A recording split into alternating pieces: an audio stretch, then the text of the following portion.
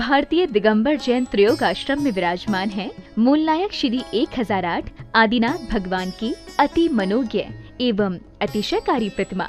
माना जाता है कि भगवान की इस पुण्य छवि के दर्शन मात्र से ही भक्तों के सभी कष्ट दूर हो जाते हैं और उनकी सभी मनोकामनाएं पूर्ण हो जाती हैं। यहाँ आने वाले दर्शनार्थियों के ठहरने के लिए सभी सुविधाओं से युक्त आवास की उत्तम व्यवस्था है। परम पूज्य स्थिविराचार्य श्री 108 संभव सागर जी गुरुदेव एवं परम पूज्य बालाचार्य श्री 108 मोक्ष सागर जी महाराज के पावन सानिध्य एवं परम पूज्य गणनी आर्यका श्री 105 पुनीत चैतन्य मती माता जी के मंगल निर्देशन में यहाँ प्रतिदिन भक्तामर बीजाक्षर मंत्रों के साथ होने वाली भगवान की अभिषेक शांति धारा में आप भी सम्मिलित होकर अपना कल्याण करें। निवेदक श्री भारतीय दिगंबर जैन त्रयोग आश्रम कमेटी, अधिष्ठाता श्री प्रदीप भैया, अध्यक्ष श्री नरेंद्र कुमार जैन गुड़गांव, कोषाध्यक्ष श्री पदम सेठी ठाणे मुंबई। आम ह्रीं श्रीं क्लीं ऐं मरं वं मं हम शं तं पं वं वं मं मं हम शं शं तं तं जं जं धीं धीं क्षीं क्षीं द्रां द्रां द्रीं द्रीं द्रावै द्रावै नमर्ते भगते श्रीमते पवित्रतः जलेनाभिषेक करोमि स्वाहा। ओम नमः सिद्धेभ्यः नमः। ओम ह्रीं श्रीं क्लीं ऐं मरं वं मं हम शं तं पं वं वं मं मं हम शं शं तं तं पं पं जं जं धीं धीं क्षीं क्षीं द्रां द्रां द्रीं द्रीं द्रावै द्रावै नमर्ते भगते श्रीमते। ओम ह्रीं क्रोम अस्माकं सर्व शांतिधारा देखने वाले करने वाले सर्व भक्त जनानां मुनि हरिका श्रावक चतुर्थ संगस्य मम पापम खंडे खंडे जय जय दह दह पच पच पाचय पाचय। ओम नमः रंजां द्वीं श्रीं हम सं जं वपः क्षां क्षीं क्षुं क्षं क्षं क्षं क्षा क्षीं रां ह्रीं ह्रूं ह्रैं ह्रैं ह्रं ह्रं ह्रा द्रां द्रीं द्रावै द्रावै नमर्ते भगते श्रीमते ठाठ अस्माकं श्रीरस्तु वृद्धिरस्तु तुष्टिरस्तु पुष्टिरस्तु शान्तिरस्तु कान्तिरस्तु कल्याणमस्तु स्वाहा। एवं अस्माकं कार्यसिद्धितं सर्वविघ्न निवारणं श्रीमद्भगवतरथ सर्वज्ञ परमेश्वरी परम पवित्र नमो नमः। श्री शांति भट्टारक पाद पद्म प्रसाद सद्धर्म श्री बलय आरोग्य ऐश्वर्य अभिवृद्धिरस्तु सद्धर्म शिष्य प्रशिष्य वर्ग प्रसिद्धंतु न। ओम नमर्ते भगते श्रीमते श्री आदिनाथ तीर्थंकराय पद्म प्रभु पार्श्वनाथ महावीर चतुर्थी तीर्थंकर दिनेन्द्राय नमो नमः। ओम नमर्ते भगवते प्रश्न से दुष्कल्मषा दिव्य तेजोमते श्री शांतिनाथ शांति कराय सर्व विघ्न प्रणाश नहीं सर्व रोग अपमृत्यु विनाश नहीं सर्व पर शुद्ध नाश नहीं सर्वारिश शांति कराय। ओम ह्रां ह्रीं ह्रूं ह्रौं ह्रा अश्यावशानम अस्माकं शांतिधारा देखने वाले करने वाले सर्व भक्त जन मुनि हरिका श्रावक चतुर्थ संघर्ष मम सर्व विघ्न शांतिं गुरु गुरु तुष्टिं पुष्टिं गुरु गुरु स्वाहा। ओम ह्रीं श्री पार्श्वनाथाय दंड पद्माति सहिताय ठमलर्यं स्मस्मै स्मोस्मै स्म अकालिकुंड दंड स्वामिन तुलबल वीर पराक्रमाय अस्माकं शांतिधारा देखने वाले करने वाले सर्व भक्त जन मुनि हरिका श्रावक चतुर्थ संघर्ष सौरभ संयम मीनू कथा से अभय मीना देवी हावड़ा कोलकाता से परिवार सुरेश जी स्नेहलता सेठी कोलकाता से प्रेस नेमिचंद कंचन देवी गंगवाल गुवाहाटी से परिवार श्री पुष्पा सेठी सिद्धार्थन से सरिता सल्ला किरण कुसुम राकेश बॉबी यश पूर्वी राहुल नेहा हार्दिक अन्य सपना ज्ञानेश सरोज पवन संगीता सुशीला सरिता दिलीप शांति कुमार आयुष हीरो आनंद सपना पांड्या सपरे से विना सिंधवाड़ा प्रीति सोगानी से पदम जी रायपुर से परिवार सुशीला अनुराधा राजेंद्र जीतो संतोष हेमा औरंगाबाद सुधीर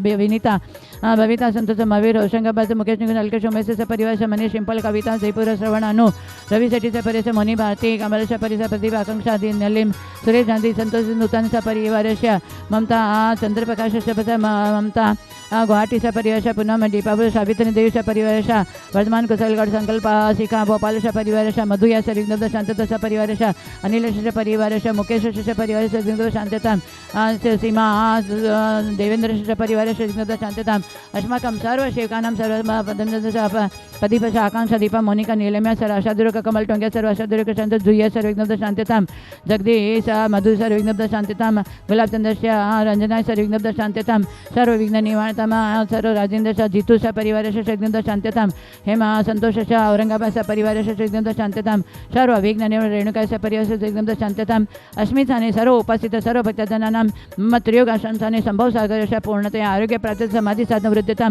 शाकिन्यादि भयभूषण गुरु गुरु कल्पद्रुम विधान महामंडल विधान धर्म बलेन निर्विघ्नेन आनंद धर्म ध्यान पूर्वक कर्म निजपूर्वक संपन्न भवितार्थम सर्व कार्य सिद्ध्यर्थम।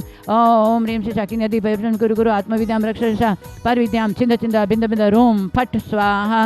ओम ह्रीं श्रीं हम शरणमर्यन्ताणं नमो सिद्धाणम नमो ईर्याणम नमो जानम नवलेशवशाणम नमो जनानम वैजनान परमे जनानम सविजनानम अंतजनान कोटिविदन बीजविदनम नम पादानुसारणम नम समिने सदानम संविधान पतिविधान भयविधानम नमो जुमदन विलंबदन वामदशम चौदश परिणमटं मानि वितकुशलानम नमो वीर्यपतान नमो विद्यान नमो चानन आपण समना नम आकाशगामिन नम आशिविसान दिठिविसान गतवान दितवान दत्तवान मातवान गुरुतवान गुरुगणानम नमो गौरपरगमन गुरुणममेणम नमो आमोसेपतानम खेलोसेपतान जलोसेपतान विठोसेपतान सवसेपतान नम मणबलिन वसेबलिन नम कायबलिन नम खीरसविन सपिशवनम औरशवनम अमिण सविनम नम अखिण मानसन वडमान सिद्धधन नमो भयोदो महदी महावीर वडमान बुद्धिऋषिणम ह्राम ह्रीं ह्रूं ह्रौं ह्रा अस्यवसा प्रतिचक्रे फट्वी चक्राय ध्रौं ध्रौं नमस्ते अस्माकं सर्व शांतिदा देखने वाले करने वाले सर्व भक्त जनानाम शाकिन नदी सर्व विघ्न शांततम ओम ह्राम ह्रीं ह्रूं ह्रूं ह्रीं ह्रीं ह्रौं ह्रा अस्यवसा समदर्शन ज्ञान साहित्य ह्रीं नमः सदा स्वाहा ओम ह्रीं श्रीं क्लीं श्री आदिनाथ जिनेन्द्रेभ्यो नमो नमः ओम ऋषि शांतिनाथ जगत शांति करे अस्माकं शरीरं शांतिं कुरु गुरु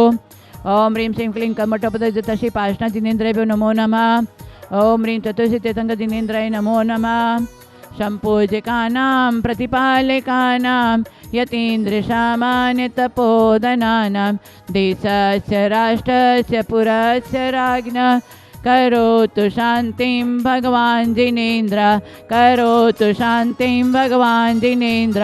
आचार्य श्री शंभर बालाचार्य मुनि मोक्षाय समय सागर जी महाराज समस्त साधु संघ के चरण में बारंबार नमस्कारो जलफलादि अर्घ्यम निर्पामिते स्वाहा। ज्ञान के लिए आचार्य ने कहा है स्वाध्याय, एक अध्ययन करना और एक स्वाध्याय करना, दोनों में बहुत फर्क है। अध्ययन करना माने पढ़ना और स्वाध्याय करना माने पढ़ के आचरण में लाना।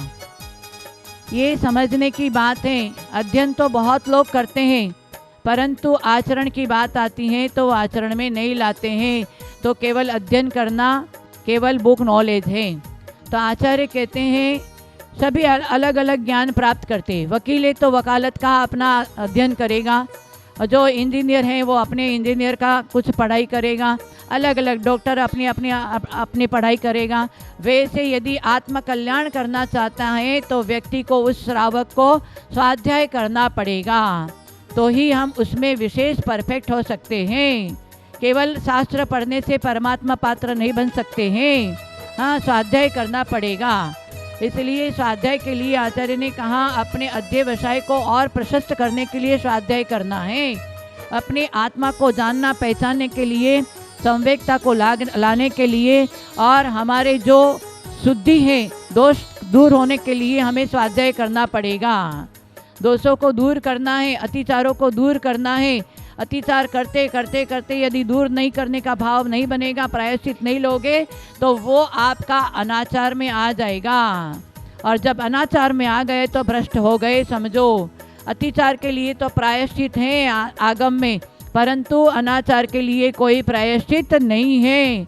अतिचार लगते ही आपकी आत्मा गवाही देगा कि मैंने जो नियम लिया उसमें मेरे भावों से भी या कार्य से भी हमने कुछ अलग दोष लगाया है, तो उसको तुरंत प्रायश्चित में ले आना चाहिए। भगवान के सामने या गुरु के सामने बोल करके प्रायश्चित ले लेना चाहिए। ये स्वाध्याय का फल है, ध्यान रखना। और अपनी अपनी अवस्था के अनुसार स्वाध्याय करना चाहिए। श्रावक को अपनी अवस्था के अनुसार और साधु को अपनी अवस्था के। आज श्रावक अपनी अवस्था तो नहीं देखते और नियम सार, परमात्मा प्रकाश, समय सार आदि ग्रंथ का अध्ययन करने लग जाते हैं, और वो अध्ययन करके अपने आचरण में तो लाते नहीं है और मुनियों की कमी निकालने लग जाते हैं। पर आचार्य कहते हैं अपनी अवस्था, आप श्रावक हैं तो श्रावकाचार पढ़ो, मुनि हैं तो मूलाचार पढ़ो। पहले आचरण में लाओ, आचरण में लाओगे तो फिर आगे बढ़ सकोगे। हाँ, अब पप्पू अपने पापा का जूता पहने तो क्या होगा? पप्पू यदि अपने पापा का जूता पहने तो हाँ, आगे मुंह को गिर जाएगा और उसका मुंह टूट जाएगा। हाँ, वैसे ही श्रावक यदि नियम सार, समय सार पढ़ेंगे तो वो क्या होगा? हाँ, गिरने वाला है, उसका पतन होगा।